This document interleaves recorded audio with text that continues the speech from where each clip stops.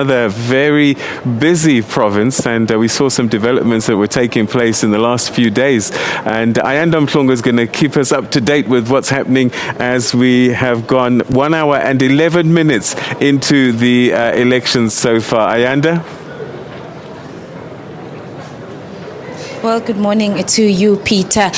Coming you from the Durban ICC, which is the base for the IEC here in KwaZulu-Natal. Well, certainly some developments, as you were referring to, Peter, is of course, but the focus is not really inside. It's still pretty quiet here at the base. Later on this afternoon, it's certainly going to be a hive of activity here when the data capturers arrive, as well as the political parties start making their way here so they can start following those results as soon as they come in later on in the afternoon. But of course, the focus is not here. The focus is outside at the voting stations. And from my colleagues who are out in the field, they are giving us updates, and certainly they are telling us that the people of KwaZulu-Natal, 5.4 million who are expected to cast their ballots today, they are out. Many have come out very early to ensure that they are amongst the first in the queue.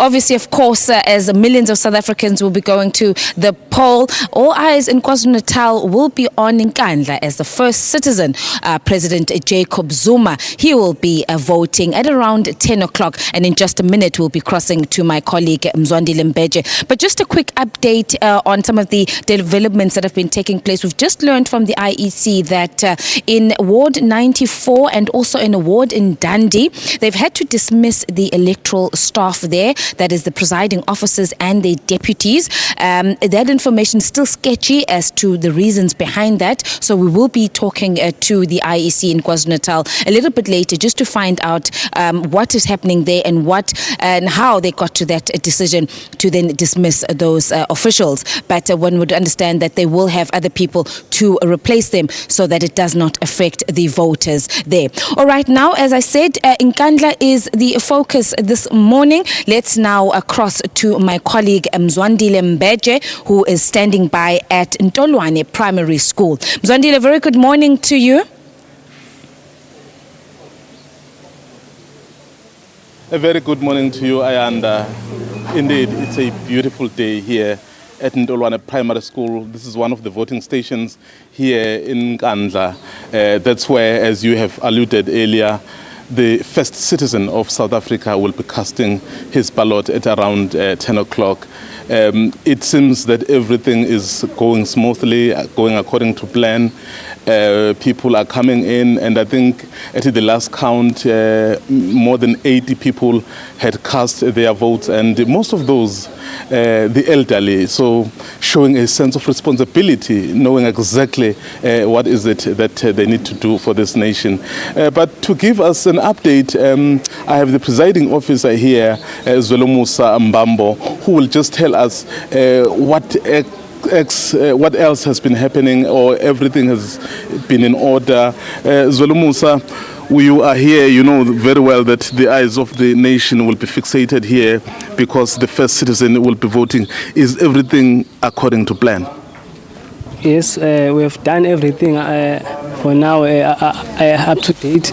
So for now, I think we are working beyond the call of duty, because we were here as early as 4 o'clock just to maintain the demarcation of the VT and everything, and the training of the staff. And I've just told them all what to do, and I've also addressed the party agent, what are they expected to do. So I'm sure that this will be the first and ever. I guess there's also an expectation. The first citizen of this nation will be casting his ballot here at around 10 o'clock if everything goes according to plan. Yes, for sure. It will be a busy day, but we've managed it before, and again we will manage it now. So there's no harm. So this is going to be the day that we are going to do it at our best. Thank you very much. There is the presiding officer, Zolomo Sambambo, who was giving us an update there. You know, at around 10 o'clock, President Jacob Zuma will be coming here to cast his ballot. This ward, I think is Ward 14 in Nkandla, has about 1,647 people, if I'm not mistaken, registered who are supposed to come and vote here. But you'd know that the Nkandla municipality as a whole is under the IFP control. After the 2011 elections, there was a coalition of ANC and FP, but then there was a by-election later on, and then the IFP took over control of this municipality. I guess people in this place, in this ward, will be coming out to voice their expectations, what they want to see happen, and what they want to really wish happen in this region, in this province, and indeed in this country. It's back to you, Ayanda.